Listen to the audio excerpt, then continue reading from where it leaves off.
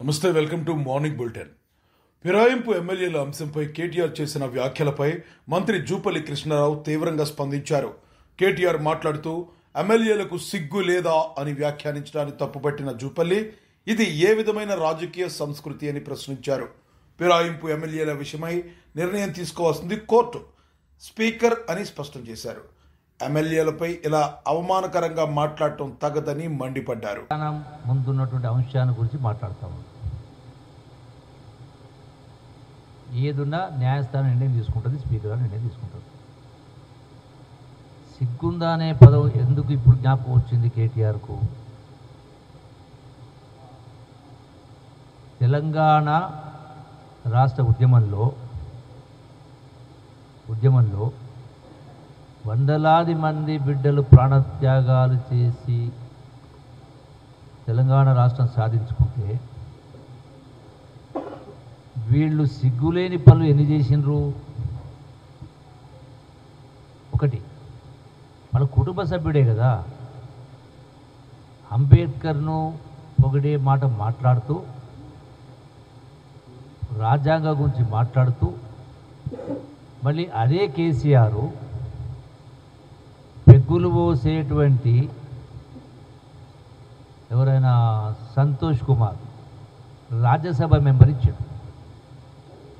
దేనిలో నిష్ణాతుడైనా అప్పుడు ఎందుకు సిగ్గు రాలేదు వీళ్లకు? ఆంధ్రప్రదేశ్ కాంగ్రెస్ చీఫ్ వైఎస్ షర్మిలారెడ్డి విశాఖ ఉక్కు పరిశ్రమ రక్షణ కోసం రాష్ట్రంలోని అన్ని రాజకీయ పార్టీలు ఒకే వేదికపైకి రావాలని పిలుపునిచ్చారు. టీడీపీ, జనసేన, వైసీపీ, బీజేపీతో పాటు ప్రజా సంఘాలు, కార్మిక సంఘాలు ఉక్కు కర్మాగార పరిరక్షణ కోసం ఏకతాటిపైకి రావాలని టీడీపీ, జనసేన, వైసీపీ, బీజేపీతో పాటు ప్రజా సంఘాలు, కార్మిక సంఘాలు ఉక్కు కర్మాగార పరిరక్షణ కోసం ఏకతాటిపైకి రావాలని ఆమె కోరారు. విశాఖ ఉక్కు పరిశ్రమను ప్రైవేటీకరించాలనే కేంద్ర ప్రభుత్వ యత్నాలు కార్మికుల జీవనోపాధిని ప్రమాదంలో పడేస్తున్నాయని షర్మిల తీవ్ర ఆందోళన వ్యక్తం చేశారు. ఉక్కు కర్మాగారం కేవలం ఒక పరిశ్రమ మాత్రమే కాకుండా వేలాది కుటుంబాల భవిష్యత్తుకు బలమైన ఆధారమని ఆమె గుర్తు చేశారు. ఆంధ్ర రాష్ట్ర ప్రజలకు న్యాయం చేయటం కోసం విశాఖ స్టీల్ మీద ఒక్క తాటి మీదికి రావాలి. అందరూ కలిసి పోరాటం చేస్తేనే ఇది మనం కాపాడుకోగలం. మళ్ళీ చెప్తున్నాం, ఇప్పుడు పెట్టిన తీర్మానానికి కాంగ్రెస్ పార్టీ కట్టుబడి ఉంది. మీరు ఏ తీర్మానం చేసినా విశాఖపట్నం స్టీలు కాపాడుకునే విషయంలో కాంగ్రెస్ పార్టీ మీతో కలిసి నడుస్తుంది. అసలు ఈ విశాఖ స్టీల్ను నిర్మించిందే కాంగ్రెస్ పార్టీ.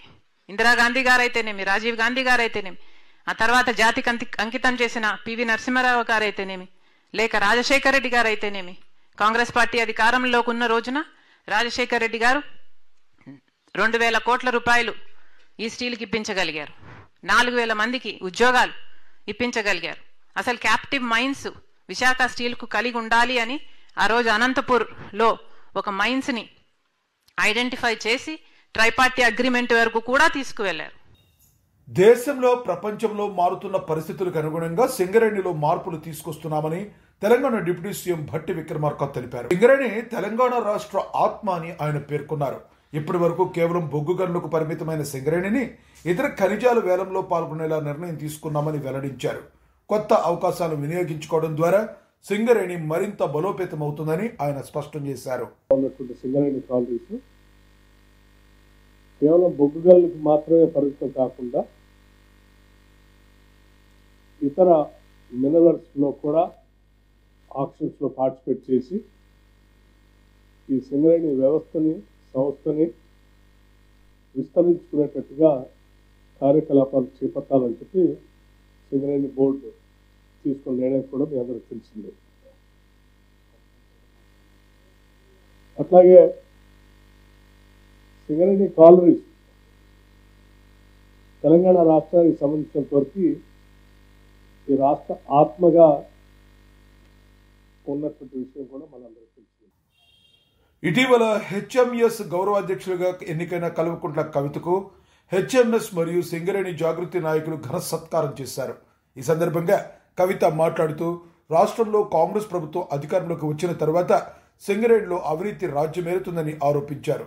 ప్రతి కాంట్రాక్టు 25% అవినీతి జరుగుతుందని, అందులో 10% వాటా కాంగ్రెస్ పెద్దలకు వెళుతుందని విమర్శించారు. అవినీతిని ఎట్టి పరిస్థితుల్లో అంగీకరించబోమని, అవసరమైతే సిబిఐతో పాటు కేంద్ర దర్యాప్తు సంస్థలకు ఫిర్యాదు చేస్తామని హెచ్చరించారు. గల్లీలకు వచ్చి కార్మికుల కోసం కొట్లాడాలి. ఇవాళ టీబీజీ కేసు అయినా హెచ్ఎంఎస్ అయినా ఎవరు ఎక్కువ కొట్లాడితే, ఎవరి కార్మికుల పక్షాన ఎక్కువ నిలబడి వారి హక్కులు సాధించుకోగలిగితే వాళ్ళకే సింగరేణి కార్మికులు ఓటేస్తారు తప్పితే ఇంకొకటి కాదు. కాబట్టి టీబీజీ కేసులో ఉన్నటువంటి నాయకులకు కూడా నేను ఈ సందర్భంగా తెలియజేస్తూ ఉన్నాను. మీకు అనేక పర్యాయాలు నేను చెప్పిన, మనం కార్మికుల ఇష్యూ తీసుకొని గ్రౌండ్లో ఉండాలి. గవర్నమెంట్లో ఉన్నాం కదా అని గ్రౌండ్ ఇడిచిపెట్టొద్దని చాలాసార్లు చెప్పిన, వాళ్ళు వినలేదు.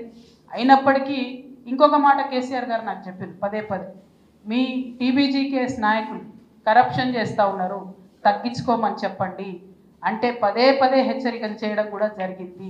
అయినప్పటికీ వాళ్ళు మారలేదు.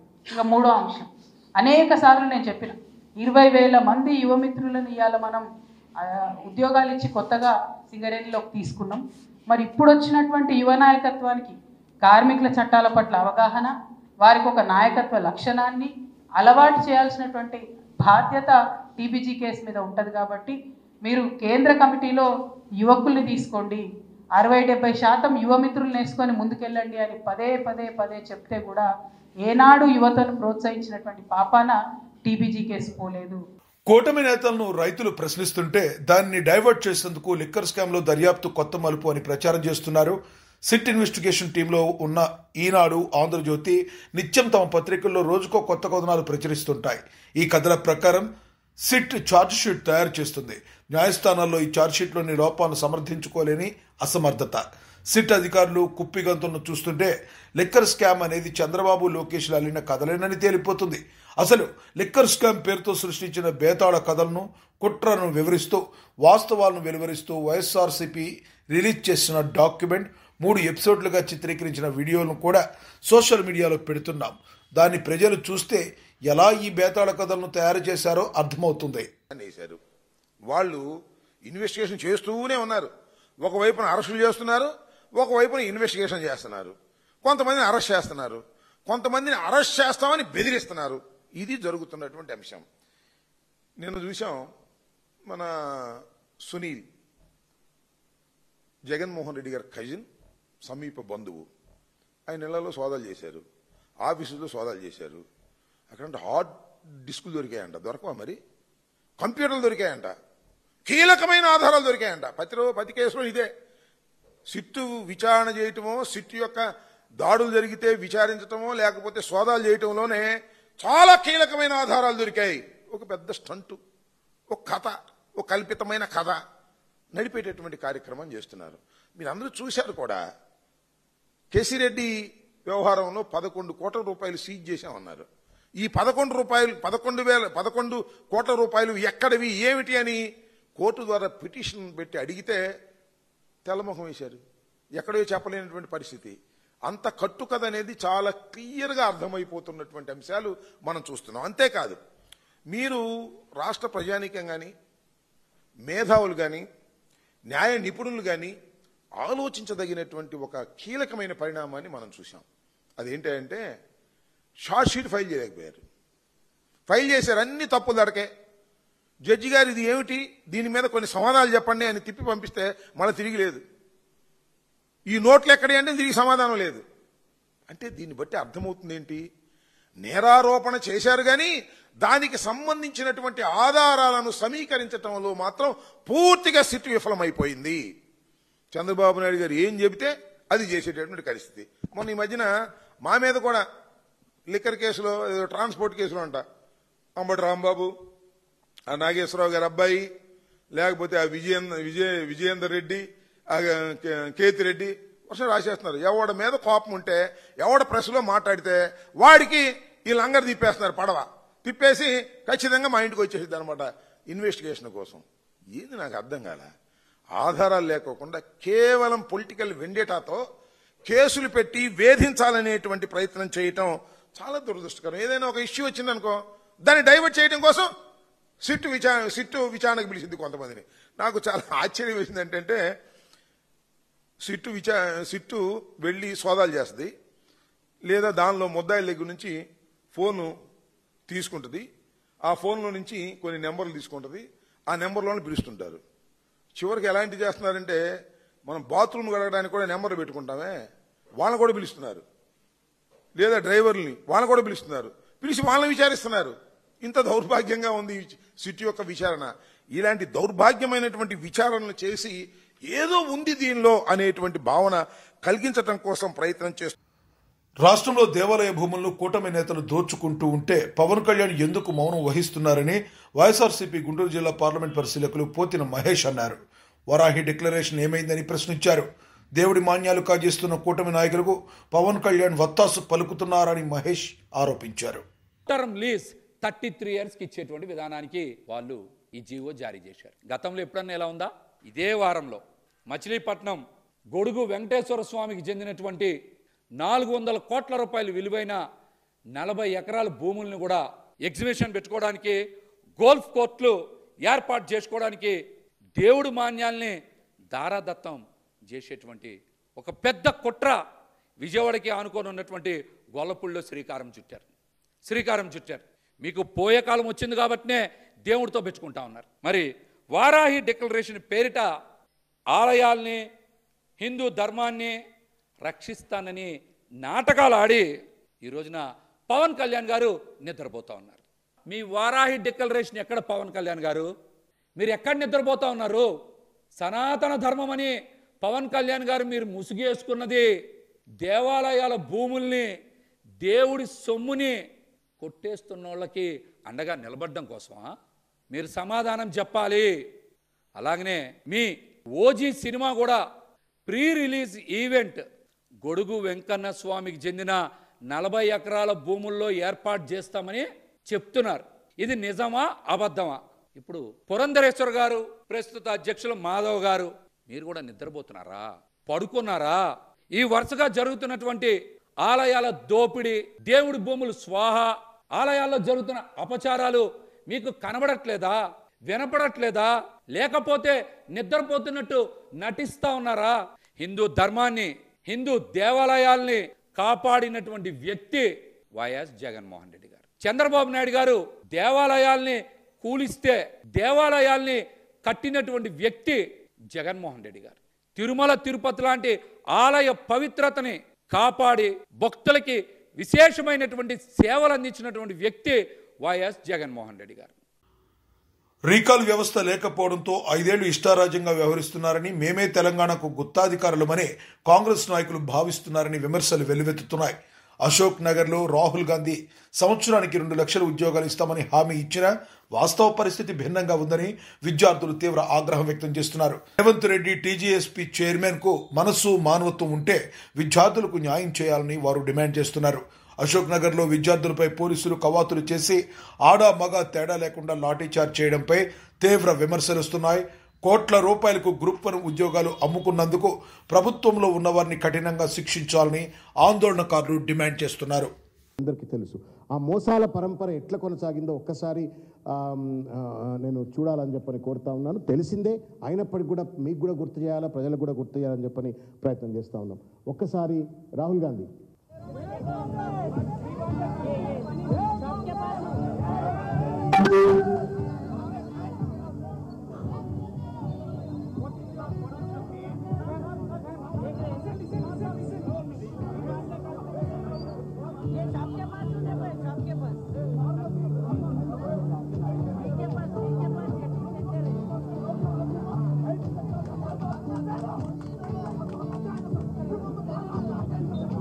ఇది రాహుల్ గాంధీ గారు అశోక్ నగర్కి వెళ్ళి మేము అధికారంలోకి రాగానే టీజీపీఎస్సీని మేము సంస్కరిస్తాం, ఉద్యోగాలన్నీ మీకు ఇస్తాం, సంవత్సరంలోనే 2 లక్షల ఉద్యోగం ఇస్తామని చెప్పని యూత్ డిక్లరేషన్లు, ఈ డిక్లరేషన్లు అన్ని ఇచ్చిండ్రు. సాక్షాత్తు అశోక్ నగర్ చిక్కడపల్లి లైబ్రరీ రోడ్డు మీద కూర్చొని రాహుల్ గాంధీ యొక్క విన్యాసం చూసినాం, రేవంత్ రెడ్డి గారి యొక్క డ్రామాలు చూసినాం. ఇది విజువల్. ఇట్లా పోయి అక్కడ కూర్చున్న తర్వాత ప్రజలు నమ్ముతారు కదా, నిరుద్యోగ విద్యార్థులు నమ్ముతారు కదా. సహజంగా యువకులు కాబట్టి, భావోద్వేగాలు ఉన్నటువంటి వ్యక్తులు కాబట్టి నమ్మి వాళ్ళందరూ బస్సులు కట్టుకొని ఊరూరు తిరిగి ప్రచారం చేసి రేవంత్ రెడ్డిని గద్దె మీద కూర్చోబెట్టిన తర్వాత జరుగుతున్నటువంటి ఒక దాష్టికాలను ఒకసారి నేను చూడాలని చెప్పి నేను కోరుతా ఉన్నా. ఇక లాఠీచార్జ్ చూపెట్టండి.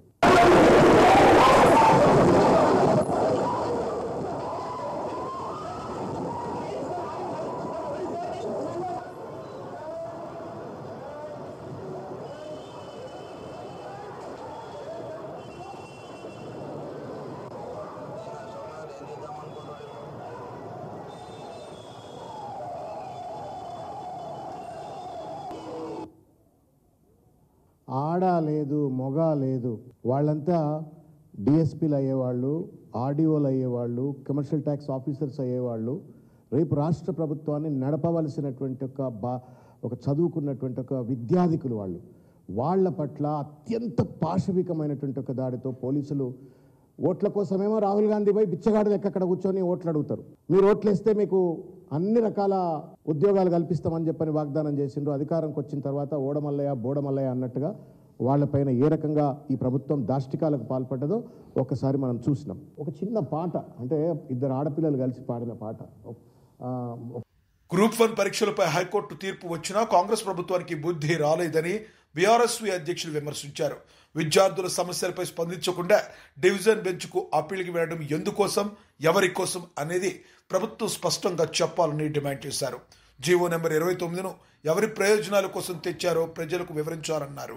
రాష్ట్రంలోని విద్యార్థులను, అన్ని సంఘాలను ఏకతాటిపైకి తెచ్చి పోరాటం చేస్తామని హెచ్చరించారు.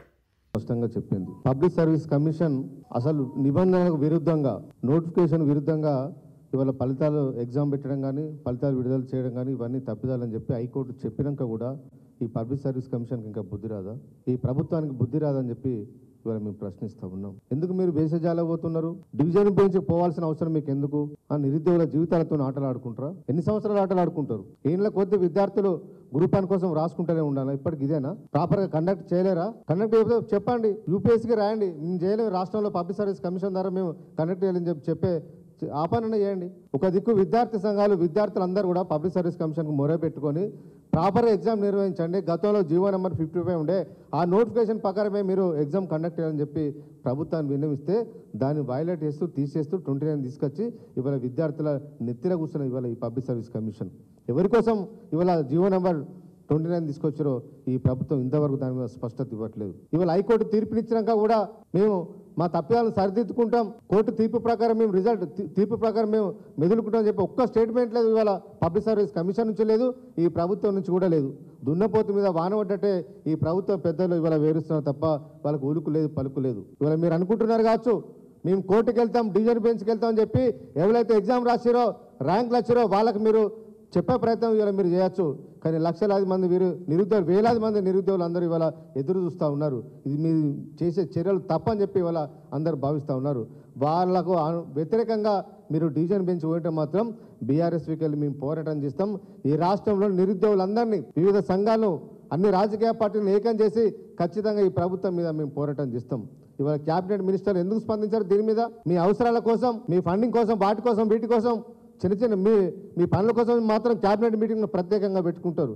ఇంత లక్షలాది మంది ఎదురు చూస్తున్న ఈ గ్రూప్ 1 విషయం లోపల ఎందుకు మీరు ఒక క్యాబినెట్ సమావేశం ఏర్పాటు చేయండి, చర్చించండి. హైకోర్టు తీర్పు ఏ విధంగా ఉందని చెప్పి ఏజీ నిలుచుకొని మీరు అవగాహన తెచ్చుకొని మాట్లాడండి. అవన్నీ ఏం చేయకుండా కాలయాపన చేసే ప్రయత్నం చేస్తే మాత్రం నిరుద్యోగులు ఎవరు ఊకోరని చెప్పి ఈ సందర్భంగా ప్రభుత్వాన్ని హెచ్చరిస్తూ ఉన్నాం. అన్ని విద్యార్థి సంఘాలను ఏకం చేస్తాం, ప్రభుత్వానికి వ్యతిరేకంగా పోరాటం చేస్తాం. ఎగ్జామ్ కండక్ట్ చేసేవారు కూడా మా పోరాటం ఉంటుంది. ఈ రాష్ట్రంలో అన్ని విద్యార్థి సంఘాలను, నిరుద్యోగులను కలుపుకొని ఈ ప్రభుత్వం మీద మేము పోరాటం చేస్తాం. మంత్రులు మీరు ఎవరు తిరగలేరు, మీరు అనుకుంటారేమో పోలీసులను పెట్టుకొని మేము తిరుగుతాం, మాకేం కాదని చెప్పి ఇవాళ ఈ రాష్ట్రంలోని క్యాబినెట్ మినిస్టర్ అనుకుంటారు కావచ్చు. ఖచ్చితంగా అడ్డుకొని తీరుతాం. మిమ్మల్ని ఎవరి గ్రామాలలో తిరగనీయం. రేపు స్థానిక సంస్థల ఎన్నికలు వచ్చినా, ఏదొచ్చినా, శంకుస్థాపన కార్యక్రమాలకు వచ్చినా, అభివృద్ధి కార్యక్రమాలకు వచ్చినా కూడా గ్రామాలలో తిరగకుండా మీ వెంటబడి మిమ్మల్ని 30 రోజులు వస్తాయని అనే విషయాన్ని ఇవాళ మినిస్టర్లు అందరూ ఇవాళ గుర్తుంచుకోవాలి. కాబట్టి ఇప్పటికైనా మీరు బేసిజాలు ఇవ్వకండి. ప్రభుత్వం ఉన్నది ప్రజల కోసం, విద్యార్థుల కోసం కాబట్టి వాళ్ళని దృష్టిలో పెట్టుకొని మీరు నిర్ణయాలు తీసుకొని మళ్ళీ ఎగ్జామ్ కండక్ట్ చేసి లక్షలాది మంది ఎదురు చూస్తున్న విద్యార్థుల కోసం మీరు సరైన నిర్ణయం తీసుకోని చెప్పి ఈ ప్రభుత్వాన్ని మేము హెచ్చరిస్తూ ఉన్నాం. తెలంగాణలో రైల్వే లైన్ల అభివృద్ధి పట్ల రేవంత్ సర్కార్ పూర్తి నిర్లక్ష్యం వహిస్తుందని మాజీ ఎంపీ వినోద్ బోయిన్పల్లి ఆరోపించారు. ఆదిలాబాద్కు రైల్లో వెళ్లాలంటే మహారాష్ట్ర గుండా ప్రయాణించి తిరిగి ఆదిలాబాద్ చేరుకోవాల్సి వస్తుందని విమర్శించారు. నిజాం కాలం నాటి రైల్వే లైన్ ఇప్పటికీ అలాగే ఉందని, తాను ఎంపీగా ఉన్న సమయంలో సర్వే, డిపిఆర్ సిద్ధం చేయించామని గుర్తు చేశారు. ఆదిలాబాద్, నిర్మల్, ఆర్మూర్కు అనుసంధానించేలా ప్రతిపాదనలు చేసినట్లుగా వెల్లడించారు. చాలా డీటెయిల్గా రివ్యూ మీటింగ్ పెట్టినరు.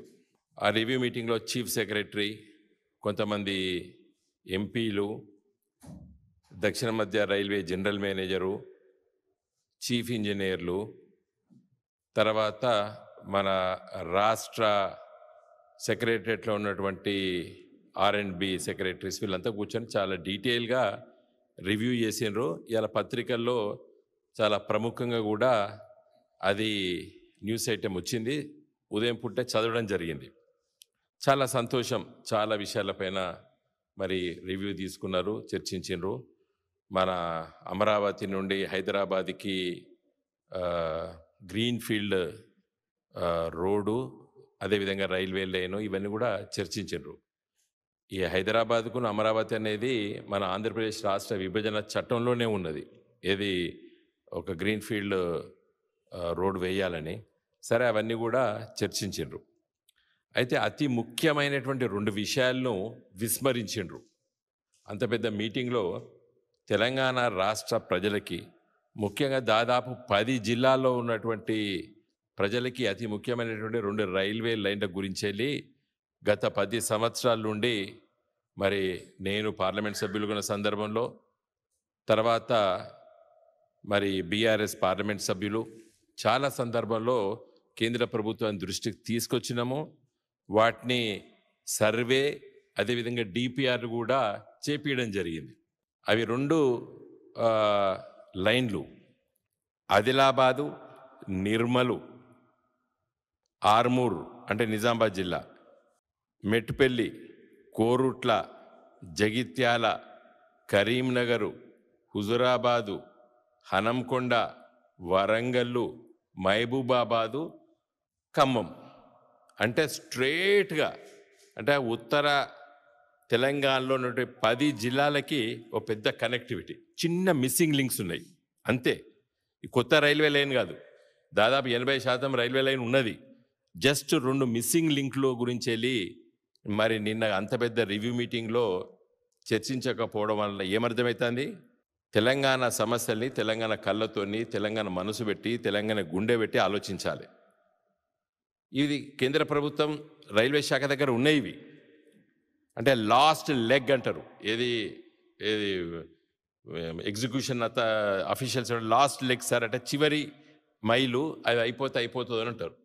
ఇవి 2 మరి వీటి గురించి వెళ్ళి నిన్న ప్రస్తావించలేదు. ఈ 2 రైల్వే లైన్లు ఆదిలాబాద్, నిర్మల్, ఆర్మూర్ లైన్ ఒకటి, రెండోది కరీంనగర్, హుజురాబాద్, కాజీపేట్ లైన్. ఈ 2పైన మరి మీరు ఆదేశాలు ఇవ్వాలని చెప్పి నేను రేవంత్ రెడ్డి గారిని కోరుతున్నాను. రాష్ట్ర అధికారులు దీన్ని వెంటనే శ్రద్ధ పెట్టి మరి ప్రయత్నం చేసేసి చేయాలి. మరి 8 మంది అమరావతిలో ఇప్పుడు ప్రారంభించిన ప్రతి పనిని రాబోయే 3 ఏళ్లలో పూర్తి చేస్తామని ప్రభుత్వం ప్రకటించింది. దాదాపుగా 50,000 కోట్ల విలువైన ఇన్ఫ్రాస్ట్రక్చర్ ప్రాజెక్టులు అమలవుతాయని, పూర్తయ్యే ప్రాజెక్టును స్వయంగా ప్రధాని ప్రారంభిస్తారని తెలిపింది. 2019లో గెలిచి ఉంటే 2021 నాటికి పోలవరం ప్రాజెక్టు పూర్తయ్యేదని, కానీ గత ప్రభుత్వ నిర్వాహకం కారణంగా పోలవరం డయాఫ్రామ్ వాల్ దెబ్బతిందని ఆరోపించారు. తిరిగి అధికారంలోకి వచ్చిన తర్వాత పోలవరంపై దృష్టి సారించామని, 2027 సెప్టెంబర్ నాటికి పోలవరం పూర్తి చేస్తామన్నది ప్రభుత్వం భరోసా. 50,000 కోట్ల రూపాయల ఇన్ఫ్రాస్ట్రక్చర్ రాబోయే 3 సంవత్సరాల్లో అమరావతిలో పూర్తయి మళ్లీ ప్రధానమంత్రి గారు వచ్చి దీన్ని ఇనాగరేట్ చేయబోతున్నారు, డెడికేట్ చేయబోతున్నారు. అది జరుగుతుంది. అక్కడి నుంచి ప్రైవేట్ సెక్టర్ పెద్ద ఎత్తున ఒక నాలెడ్జ్ ఎకానమీకి కాలేజెస్, యూనివర్సిటీస్, ఇప్పటికే 4-5 యూనివర్సిటీస్ వచ్చాయి. ఇంకా అనేక యూనివర్సిటీ తీసుకురావాలనుకుంటున్నాం. పోలవరం మీరు ఒకటి గుర్తుపెట్టుకోవాలి, పోలవరం 20కే పూర్తయి ఉండాలి. ఆ రోజు తెలుగుదేశం పార్టీ 19లో గెలుచుంటే 2021కి పోలవరం పూర్తయ్యేది. దానివల్ల రాను వీళ్ళు గడిచిన ప్రభుత్వం నిర్లక్ష్యం వల్ల డయాఫామ్ వాల్ దెబ్బతినడం, ఈ రోజు ఆ డయాఫామ్ వాల్ అంతా పూర్తి చేయడానికి మళ్లీ రీవర్క్ చేయడం, అనేక సమస్యలు తీసుకొచ్చింది. అయినా కూడా కేంద్రం 12,000 కోట్ల రూపాయలు పోలవరం పూర్తిగా డబ్బులు కేటాయించారు. ఆ డబ్బులు ఖర్చు పెట్టి 2027 మిడ్ లో గాని అంటే ఆగస్ట్ సెప్టెంబర్ లో గాని ఈ ఇయర్ ఎండ్కి గాని పోలవరాన్ని పూర్తి చేసి జాతికి అంకితం చేసే బాధ్యత ఎన్డీఏ ప్రభుత్వం తీసుకుంటాం. ఒక్క పోలవరం రాష్ట్ర రైతాంగానికి గేమ్ చేంజర్. మీరు ఒక్క విషయం గుర్తుపెట్టుకోవాలి. నేను అనంతపూర్లో కియా మోటార్స్ రావాలని ఆలోచించాను. అనంతపూర్కు ఒక అడ్వాంటేజ్ ఉంది. బెంగళూరు ఎయిర్పోర్ట్ ఆ సైడ్ వచ్చింది, నేషనల్ హైవే ఉంది. బెంగళూరు ఎయిర్పోర్ట్ నుంచి 45 మినిట్స్ నుంచి 1 అవర్ అయితే నేరుగా అనంతపురం జిల్లాకు వస్తారు. ఇప్పుడు హిందూపూర్ జిల్లా, సత్యసాయి జిల్లా. అలాంటిది నేను ఆలోచిస్తే నీళ్లు లేవు. నేను కియా మోటార్ తో మాట్లాడితే మీరు నీళ్లు లేకుండా మేము ఎట్లా వస్తామని అడిగారు. నేను సవాలుగా తీసుకుని 1 సంవత్సరంలో గొల్లపల్లి రిజర్వాయర్ పూర్తి చేసి అక్కడి నుంచి వాళ్ళ రమ్మని మళ్లీ ప్రాజెక్టు పూర్తి చేసి నేనే పోయి ఫస్ట్ కార్ రిలీజ్ చేశామంటే ఇవన్నీ 4-5 సంవత్సరాల్లో సాధ్యమైనాయి. రాయలసీమలో ఈరోజు వాటర్ అనేది ఒక గేమ్ చేంజర్. ఈ రోజు మనందరం గుర్తుపెట్టుకోవాలి. ఎన్టీ రామారావు గారు ఆ రోజు ఆలోచించింది బచావత్ అవార్డులో సర్ప్లస్ వాటర్ వాడుకునే అవకాశం ఆంధ్రప్రదేశ్ కుంది, మనం వాడుకోవాలని ఒక నిర్ణయం తీసుకుని అనేక ప్రాజెక్టులు ప్రారంభించాడు. నగరి, గాలేరు, తెలుగు గంగ, అంద్రి, నీవా ఇలాంటి అన్ని ప్రాజెక్టులు ప్రారంభించాడు. కానీ ఈ రోజు ఆ ప్రాజెక్టులన్నీ పూర్తి చేసి రాయలసీమని రతనాల సీమగా చేసే అవకాశం ఈ రోజు ఎన్డీఏ ప్రభుత్వానికి వచ్చింది. అది చేస్తున్నాం. మీరు ఒక్క గేమ్ చేంజర్ చూస్తే మొన్నే 3,850 కోట్ల రూపాయల ఖర్చుతో 740 కిలోమీటర్లు కెనాల్ అంతా వెడల్పు చేసి 3,850 క్యూసెక్స్ ఆఫ్ వాటర్ తీసుకొచ్చి నేరుగా మల్యాల నుంచి కుప్పం వరకు నీళ్లు తీసుకొచ్చాం. అసాధ్యం అన్నారు, సాధ్యం చేశాం. 100 days చేయగలిగాం. అలాంటి ఫోకస్ అప్పుడు తీసుకొని ముందుకు పోతున్నాం. కాబట్టి ఇవన్నీ సాధ్యం అవుతాయి. 2014 నుండి 2019 మధ్య కాలంలో కూడా తిరుమలపై పింక్ డైమండ్ పోయిందని అబద్ధపు ప్రచారం జరిగిందని విమర్శలు వ్యక్తమవుతున్నాయి. కానీ రికార్డు ప్రకారం అది పింక్ డైమండ్ కాకుండా మైసూర్ మహారాజు ధరించిన రూబీ హారమని స్పష్టంగా గుర్తు చేశారు. ఆ రోజు ఫేక్ ప్రచారం చేసిన జగన్ ఇప్పుడు కూడా తిరుమలపై ఇలాంటి అబద్ధపు ప్రచారాన్ని కొనసాగిస్తున్నారని ఆరోపణలు వెలువడుతున్నాయి. అంటే వైసీపీ ఫేక్ పీపుల్ అంటే వైసీపీ. మీరు చివరికి మీరు ఎంత దాకా వెళ్ళారంటే ప్రధాన పూజారి గారు రమణ దీక్షితులు గారి నోటి నుంచి కూడా ఒక అబద్ధాన్ని చెప్పించగలిగినటువంటి సమర్థత వైసీపీ పార్టీ ఫేక్ పీపుల్. చివరికి ఆయన సర్దుకొని ఇది నేను ఆ రోజున అనాల్సిన పరిస్థితిలో నేను చెప్పానని చెప్పి బాధపడుతూ ఆయన స్టేట్మెంట్ ఇవ్వడం జరిగింది. దానికి సంబంధించింది ఆర్కాలజీ సర్వే ఆఫ్ ఇండియా, ఇది ఆర్కాలజీ సర్వే ఆఫ్ ఇండియా ఇచ్చిన రిపోర్ట్స్. వాళ్ళు ఏం చెప్పారయ్యా అంటే ఇది పింక్ డైమండ్ కాదు, ఇదిగో ఈ నేల ఇది మైసూర్ మహారాజు గారు వాళ్ళ పిల్లాడు మెడలో వేసుకున్నటువంటి హారాన్ని టీటీడీకి ఇచ్చారు అని చెప్పి చెప్పడం జరిగింది. ఇదిగోండి ఇక్కడ కనపడుతుందే ఇదే ఈ అయ్యవారి మెడలో ఉన్నటువంటిది ఇదే. ఇప్పుడేం మాట్లాడతారు?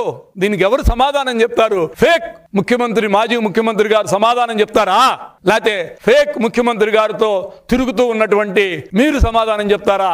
తాను మాట్లాడిన మాటలను వక్రీకరించి సోషల్ మీడియాలో తప్పుడు ప్రచారం చేస్తున్నారని పర్యాటక మరియు ఎక్సైజ్ శాఖ మంత్రి జూపల్లి కృష్ణారావు తీవ్ర ఆగ్రహం వ్యక్తం చేశారు. వాస్తవానికి సంబంధం లేకుండా తన వ్యాఖ్యలను మార్చి సోషల్ మీడియాలో వ్యాప్తి చేయడం బాధాకరమని ఆయన పేర్కొన్నారు. ప్రజలను తప్పుదారి పట్టించే ఉద్దేశంతో ఇలాంటి దుష్ప్రచారాలు చేస్తున్న వారిపై చర్యలు తీసుకోవాలని డిమాండ్ చేశారు. మరియు రేషన్ కార్డ్స్ పంపిన సందర్భంలో మాట్లాడుతూ నేను గతంలో నా కొల్లాపూర్ నియోజకవర్గానికి సంబంధించిన ఇష్యూస్ వచ్చినప్పుడు సాధారణంగా గ్రామాలలో ప్రజలు ఎన్నుకున్న సర్పంచ్నో ఎన్నుకున్న ఎంపీపీనో జడ్పీటీసీనో తిడుతూ ఉంటారు. ఈ పని కాలే, ఆ పని కాలే, వాళ్ళ కోటేషన్ కింద. సో దాన్ని నేను ఉదాహరణ తీసుకొని వాళ్ళ తప్పేముంది, వాళ్ళ పరిధిలో లేనటువంటిది వాళ్ళు గెలిచిన సర్పంచ్లకు వాళ్ళకి నిధులు అని వాళ్ళు ఏం చేస్తారు అనే మాట చెప్తూ, అందుకే అవన్నీ నేను గమనించే నేను 7 పర్యాయాలు కొల్లాపులో పోటీ చేసిన సందర్భంలో ఎలక్షన్ మీటింగ్స్లో మాట్లాడుతూ నా కార్యకర్తలు పక్కన వచ్చి ఈ చెవిలో ఆ చెవిలో చెప్పిన ఈ హామీ ఇవ్వండి, ఆ హామీ ఇవ్వండి అన్నప్పుడు నేను దాన్ని చెబుతూ ప్రజలకు ఇగో నా కార్యకర్తలు చెప్తా ఉన్నాడు. అయినా నేను హామీలు ఇవ్వను. ఎందుకంటే పోటీ చేసిన సందర్భంలో ఎవరు గెలుస్తారో తెలియదు, గెలుస్తామో లేదో తెలియదు, గెలిచిన పార్టీ అధికారులకు వస్తారో తెలియదు, అధికారులకు వచ్చినా నేను చెప్పిన చేస్తారో తెలియదు. కాబట్టి నేను ఇటువంటి హామీలు ఇవ్వను. కానీ ఒక హామీ ఇచ్చిన ఎప్పుడు కూడా ప్రతి ఎన్నికల్లో నిజాయితీగా పనిచేస్తా, కష్టపడి పనిచేస్తానమాట హామీ మాత్రం ఇచ్చిన. కానీ ఏ హామీ ఇవ్వకపోయినా అన్ని పనులు చేసిన. అందుకే ప్రజలు మళ్ళీ నన్ను శాసనసభకు 7వ పర్యాయం నన్ను శాసనసభకు పంపడం జరిగింది అనేటువంటి మాట ప్రస్తావిస్తూ నేను చెప్పిన అంశం. దాన్ని సోషల్ మీడియాలో బీఆర్ఎస్ సోషల్ మీడియానా లేకపోతే ఇంకొకట, అట్లాగే నిన్న గవర్నర్ గారు రిజర్వేషన్ సంబంధించిన ఫైల్ అప్రూవల్ చేసినట్టుగా అన్ని డివిజన్లు వస్తూ ఉంది. అంటే వాస్తవం అనేది జరగలేదు. ఇది కూడా అంటే నేను చెప్పిన అంశాన్ని వదిలేసి అశ్వత్థామ అతః కుంజరహ అంటే అశ్వత్థామ చనిపోయిండని చెప్పేటువంటి క్రమంలో అశ్వత్థామ చనిపోలే. అశ్వత్థామ అతః కుంజరహ అంటే అక్కడ ఉన్నటువంటి ద్రోణాచార్యుని కొడుకు అశ్వత్థామ ఆ కురుక్షేత్ర యుద్ధంలో అతని అస్త్రాలు వదిలేయాలంటే కొడుకు చనిపోయిండని చెప్తే ఆయన అస్త్రాలు వదిలేస్తాడని చెప్పని ధర్మరాజు అశ్వత్థామ అని గట్టిగా మాట్లాడి అతః కుంజరహ అన్నాడు. అంటే ఏనుగు చనిపోయింది అంటే చెప్పగలరు, అంటే అర్థం మారిపోయింది. భీష్ముడు అసలు ఇవి బులెటిన్ అప్డేట్స్ చూస్తూనే ఉండండి. మరో బులెటిన్లో కలుద్దాం. నమస్తే.